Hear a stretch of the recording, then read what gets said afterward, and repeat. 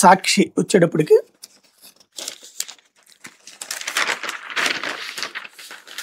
రైతుకి భరోసా ఏది అన్నటువంటి వార్తను హైలైట్ చేశారు. చంద్రబాబుపై వైఎస్ఆర్సీపీ అధ్యక్షుడు వైఎస్ జగన్ ఆగ్రహం. చంద్రబాబు అధికారంలోకి వచ్చాక ఉచిత పంటల బీమా ఎత్తేశారు.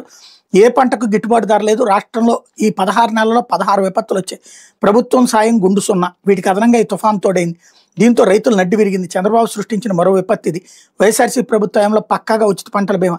85 లక్షల మంది రైతులకు 70 లక్షల ఎకరాల్లో ఉచిత ఇన్సూరెన్స్. రైతుల తరపున ప్రభుత్వమే బీమా ప్రీమియం చెల్లింపుతో పూర్తి భరోసా. ఆ 5 ఏళ్లలో 54.55 లక్షల మంది రైతులకి 7,802 కోట్ల పరిహారం. ఇప్పుడు కేవలం రుణాలు తీసుకున్న 19 లక్షల మంది రైతులకే బ్యాంకుల బీమా. 19 లక్షల ఎకరాలకు మాత్రమే బీమా వర్తిస్తే మరి మిగిలిన రైతుల పరిస్థితి ఏంటి? 2 ఏళ్లుగా ఏ సీజన్లోనూ ప్రీమియం కట్టని కూటమి ప్రభుత్వం.